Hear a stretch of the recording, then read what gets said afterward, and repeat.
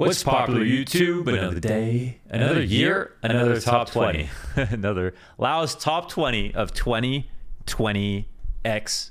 This one's 2022. Like, we're going to keep going, obviously. Classic list this time around. It's going to be a list that I'm making that I've already kind of written out the entire list and where people are.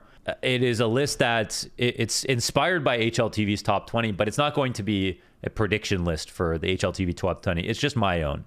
And people like that they can kind of compare them.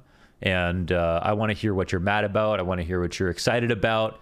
And the idea of this list is to shine a light on some of the individuals that I feel like deserved attention for this year, and by my own standards as well. This is the first time I've casted both majors in a year, or just one major at all.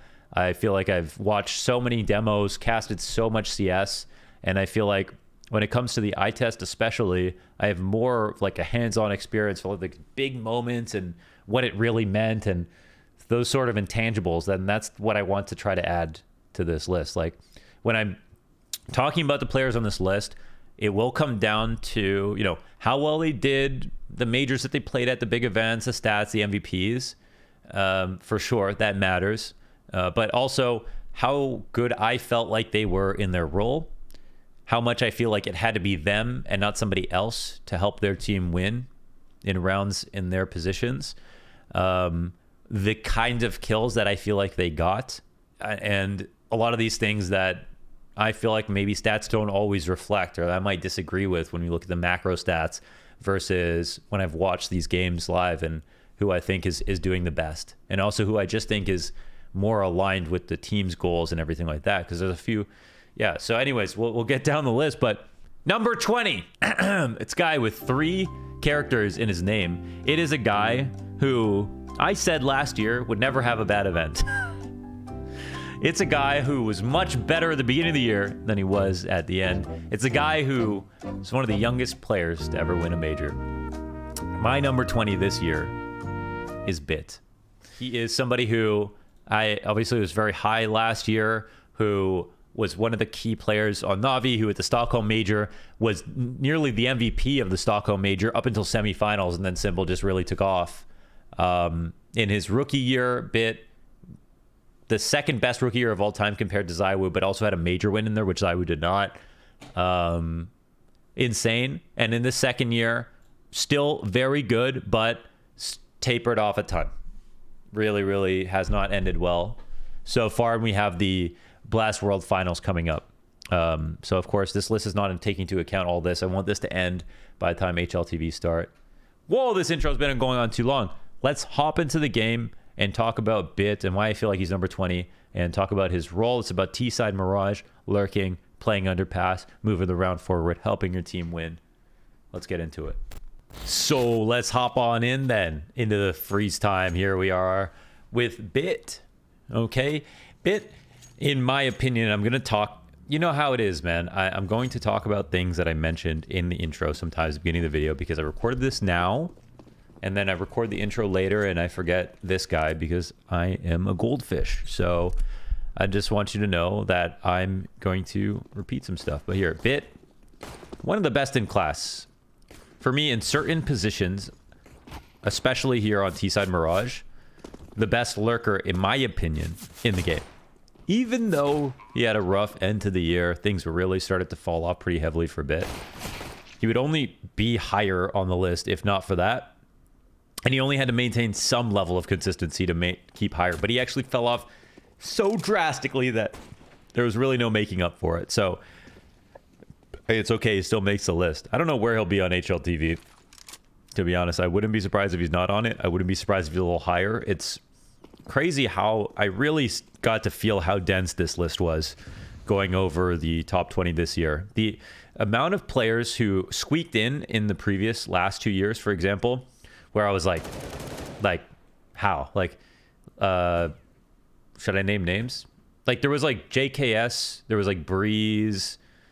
It's not like they had great years, but it was just like the fact that they could squeeze in. Whereas we look at this year, and honestly, if you get in this top 20 list, you would have been probably top 10, top 15 last year. Like, that's how good people are in this list right now. So Bit in Na'Vi, I think he's one of the biggest reasons that Na'Vi win T-side rounds and looked so organized. So I wanted to watch this demo specifically because they're playing against Vitality. And that's because I feel like, sorry to launch shots here, but I feel like Bit is a good example of why Spinks isn't the best lurker right now. And I think that when it comes to Na'Vi, I think they use Bit better, and he reciprocates by fragging more in his role, in his position. And it's because we're going to see the perfect speed, right, for every single move. I mean, sometimes he's going to die. He doesn't have an unbelievable game here, just a pretty damn good one. And still, more kills on the CT side. But I wanted to look at the T side to talk about how Na'Vi organize on Mirage. So let's go ahead and take a look here into round 3. Starting off underpass. So first thing first, let's set the stage for what this role is, right? So right here, we've talked about this in the past, but for the underpass lurker, it's about getting into this zone, okay? And with no support here at top mid, you typically don't see this underpass lurker come up.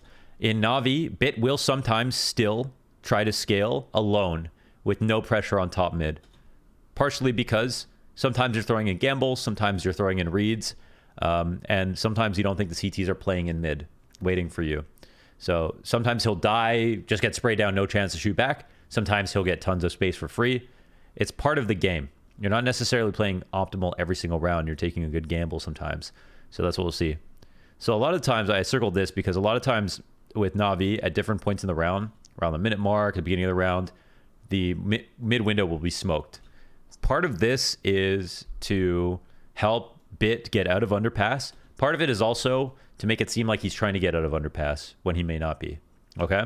And then the other thing is that, ironically, you put a smoke down a window, well, you drag more attention now to mid than you ever did before, which allows you to like loosen up A players, for example. And a lot of mid control has to do with B, but I think it has more to do with A at this level. So putting pressure on connector, for example, allows you to shimmy a little bit to get some space to try to take A control.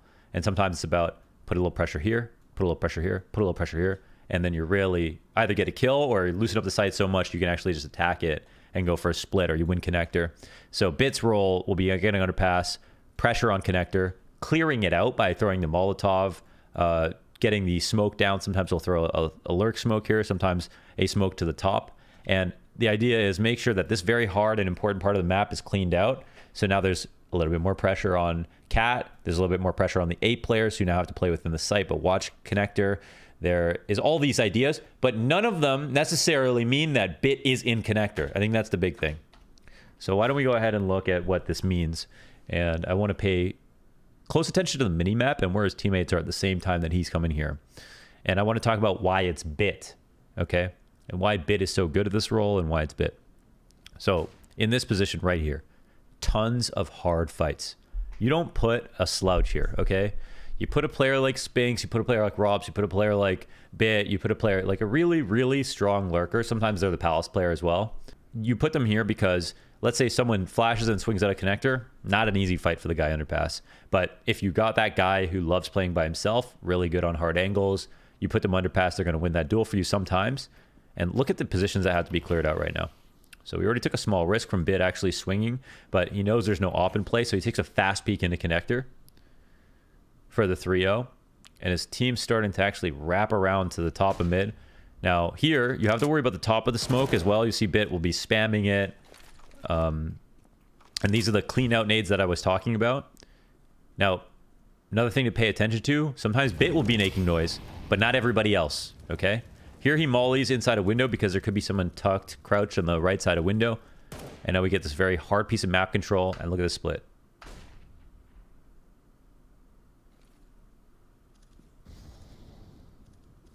Let's listen as it takes place.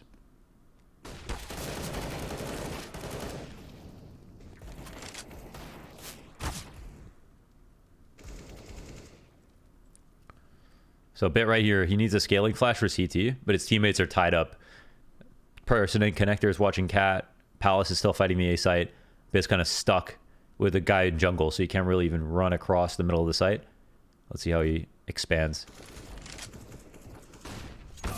Oh, well. I think he threw... I think that was It didn't feel like that could have been his own flash. Maybe it was. So maybe a small mistake there. But see, that flash is what I was talking about. Bit wanted that flash so that he could run up. But his teammate and connector could not throw it for him. Or it didn't have any flashes. I'm not sure. But that split looked like it was definitely going places. So here's a new look, okay? And again, part of the reason you don't put pressure under pass without top mid support is because your top mid guy can see if someone's here. They can get info on the setup. They can spot if somebody's opping off the cat cross.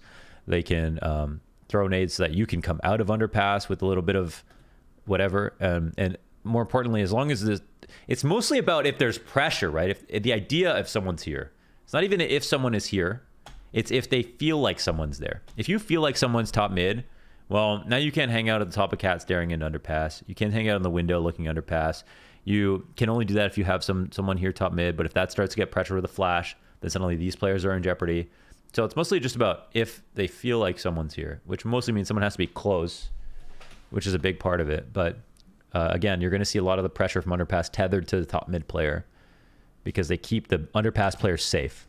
Electronic is that guy. It used to be Boomich, and Electronic switched his role to support this. Okay, and this round's funny because they threw some early B grenades to bait out some early utility, and now they're looking to attack B again. This is a rarer look for Na'Vi. They don't do this quite as often, but it's still a call that they make. You see them do it. Yeah, I want to say it's uncommon, but we've all seen them do it. So that's a very good split with very good spacing. Holy crap, I missed a kill. I'm going to go back and watch it because it looks like he actually won the clutch. I didn't know it was coming. It's the best kind of catch-all angle right here. Playing bench, holding the market, or holding the B apps. And now this is a very good angle for you as well as a T. And Bit escapes the pressure. And we're almost getting into play the clock territory. Spots one. Now he's playing the clock. Now he can go for the hard swing. Doesn't see him. Knows they're going to come around the site. Clears this out. Perfect. Now it could be behind him. And he's safe. He's just straight up one. There's no finding him. It spinks to go down. You can see him not taking that fight. Very smart.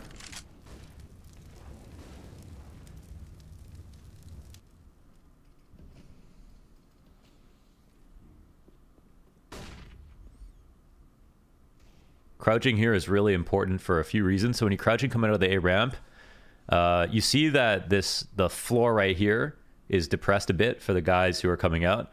So you can crouch right underneath this bricks hold and people won't see you. Next, on default, on the right side of default right there, you can see more of a foot under the corner of default. You see how long that angle is? Not that long, but right where the bomb plan zone is. You can see a foot if you're crawling out this way. So good way to collect info on the default guy if anyone's holding on the side of it. And yeah, so very important. Just small detail, but at the end of the day, at this level of CS, everything is just about how many details you get, how many details you're aware of in a row. You know, it feels like that's pretty much what it comes down to.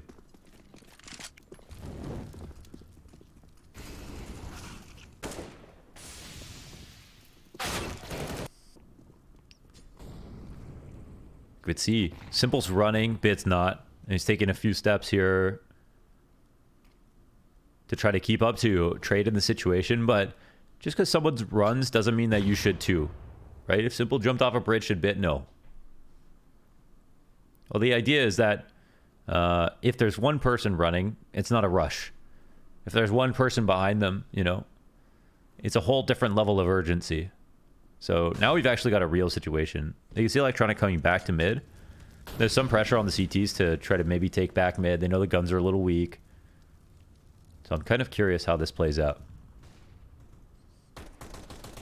Okay, now this round is basically won. I'm going to call it basically won. This would take a lot for Vitality to pull this back. That kill would have helped for sure.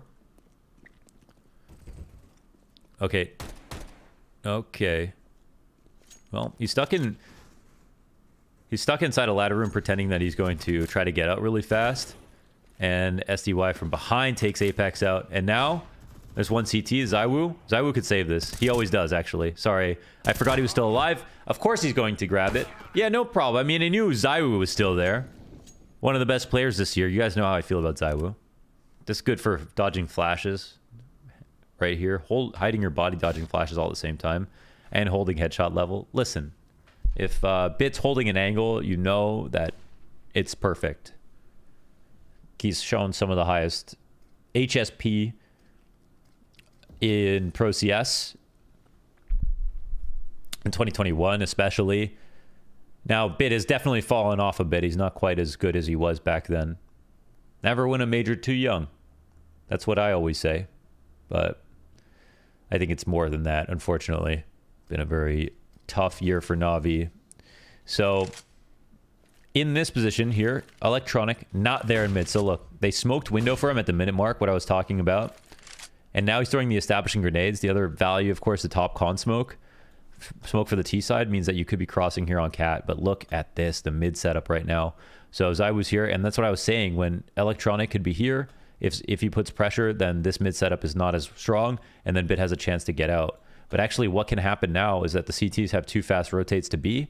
They also are not scared about mid because no one's actually here. Spinks has a strong angle versus underpass. So this is a CT winning position. And I think the approach right now for Na'Vi is they were hoping that there wasn't going to be anybody. They're hoping there wasn't going to be anybody inside mid. But look, they wouldn't have left in the situation and try to organize this way if not for that. So, you know, we see Zai would now move over. Yeah, look at that. Spinks even goes underpass. They read this perfectly.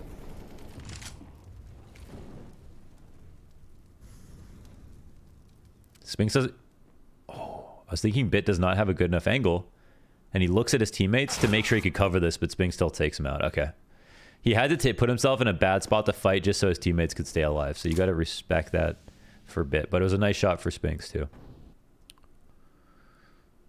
Phasing the smoke, I feel like, is getting less and less favorable as the days go on. And still sometimes people do it, but it's just so often that the CTs have a very good fight versus a guy who's phasing this smoke and they're just not scared of it. So to me, when I watch Pro CS these days, it looks more and more desperate than it used to, where it was just in meta.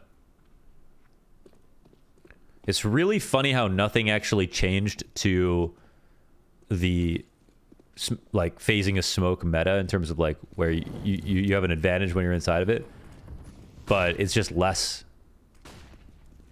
meaningful now. Sometimes it doesn't even work in your favor. Wow. So quite a big risk by Spinks, but it's because they're pushing from CT too. So let's see how Bit handles this. Wow. Okay.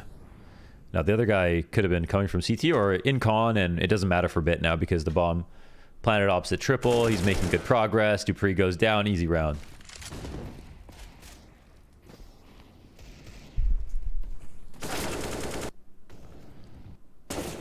Listen, should be an easy round. They clean up. Let's keep going. Lots of good stuff so far in this game.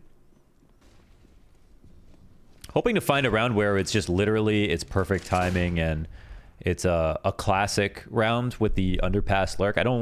I watched pit demos to prepare. I didn't pre-watch this demo because I wanted to go at it live with you guys. I probably watched this game, but this is a match from Pro League Season 16. I thought it was interesting just because of the Spinks Bit head-to-head. See, this fight, you don't put anybody in this fight, okay? You don't put Apex in this fight. You don't put Hooksy in this fight. You put Rops in this fight, okay? You put Bit in this fight.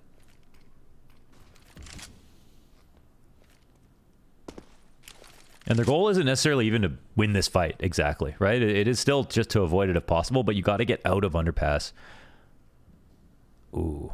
That's a big mistake. Well, I'm not sure what happened, but yeah, they left the window grate broken open and they weren't covering it as well. I just don't know where the first kill came from, so could have just been a really smart move from Na'Vi there. Let's see.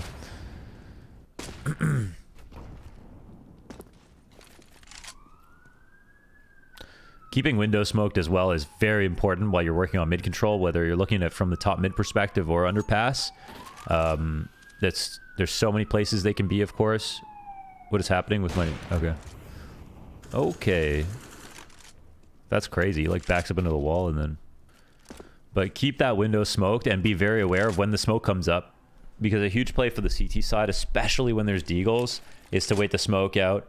Then they put pressure on connector and cat, but it's a farce. They're just waiting for the smoke to phase so they can just kill someone in the back crouching, looking at the top connector, that sort of thing.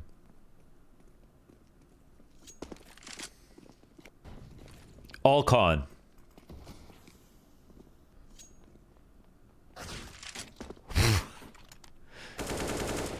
Is this winnable? I mean, it would take a Herculean effort. Okay, no.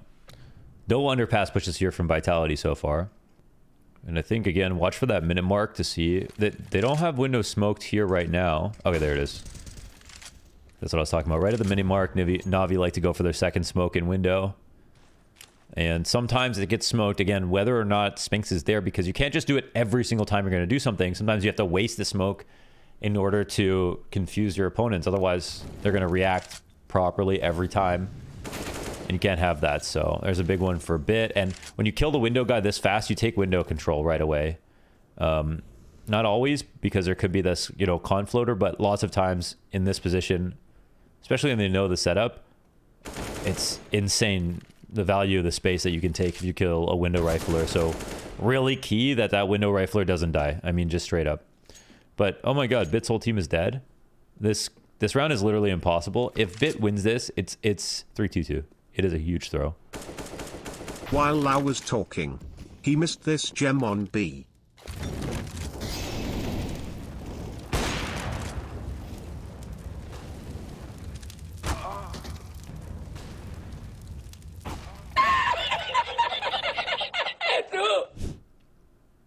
One thing we see Axal do as the underpass lurker is he right clicks and nade very often. I don't know if he does that versus everyone, but he almost always, one game I watched, he almost always uses HE, right clicked it, looked up a little bit, and dropped an HE underpass when he was T defaulting.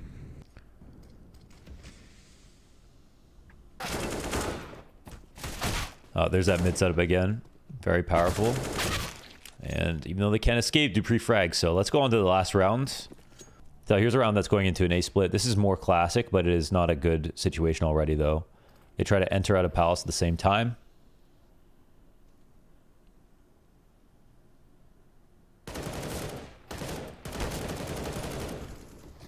And SDY kills 2 at the Kappa connector, with 1 spotted on Cat, I think dinked as well, and the bomb moving towards B. This is so classically Na'Vi. Low buy situation, and it's sort of a fake, but it looks like they canceled and moved, but actually they were at such a pace right here. Simple the whole time was planning on walking to B. Apex dies in the site, so there's no chance there's going to be a rotator that close by.